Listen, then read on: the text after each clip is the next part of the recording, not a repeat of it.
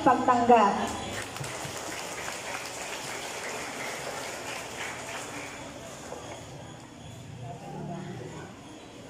Okay, isang magandang umaga sa inyong lahat.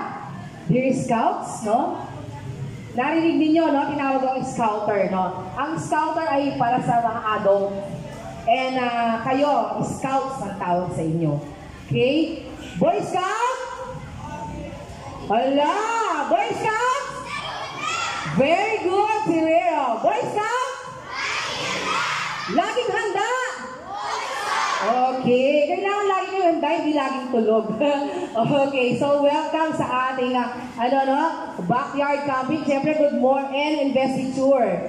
Ay magandang umaga po kay Ginoong Rene Miclat and Dr. Ansie F. Sabado. Okay, isang magandang umaga po sa inyo lahat. Wow! Nandito na tayo ngayon sa ating pinakahihintay na alam naman natin na magiging memorable sa ating buhay. Hindi nyo na maitatanong, no? Minsan isang araw, puso'y nagpasigaw. Isa din akong scout.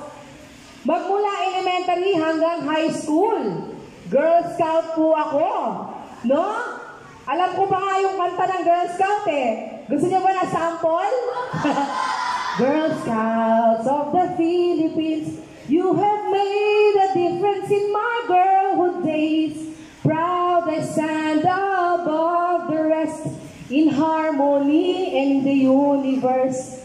Prepared to meet life's challenges, to create a better tomorrow. O diba? That's why yung nakikita ninyo, na minsan nagiging dominante ako sa lahat. Or nakikita ninyo, meron nakakaiba kay Madam Agnes. Alam nyo ba, galing ko sa scouting yon. Palakpakan natin ang siyempre, ang Boy Scouts of the Philippines and Girl Scouts of the Philippines. Ayan. So, sabi nila, dito daw, matututunan natin ang survival. Hindi lang ang survival, no? Kaakibat niya dito, ang principles ng scouting. May friendship, may adventure, may character building. Pinaka-importante yon. Makakagain tayo ng friends dito. No?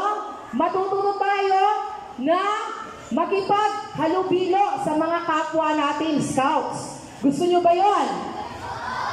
Alam nyo, dear parents, napapansin ko, kanina sa Girl Scouts, konti lang ang parents, parang mas spoiled ang mga Boy Scouts sa atin. Palakpakan nga natin ang mga magulang natin. No? Napaka-supportive nila.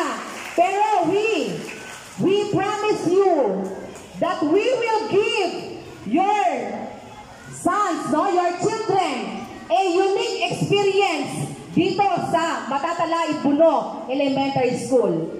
Baka pag uwi nila, ma, ako na ang magsasaing. Ma, ako na dyan. Ma, ako na muna. Okay? Diba? So, sana ay mag-enjoy tayo.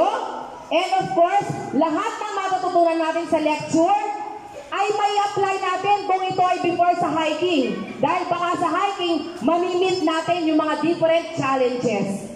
No? Namimit naman talaga natin sa ating buhay. Okay, dear Boy Scouts? Manatili sana tayong laging handa sa lahat ng pagkakataon. Isang magandang buhay sa inyong lahat. I love you.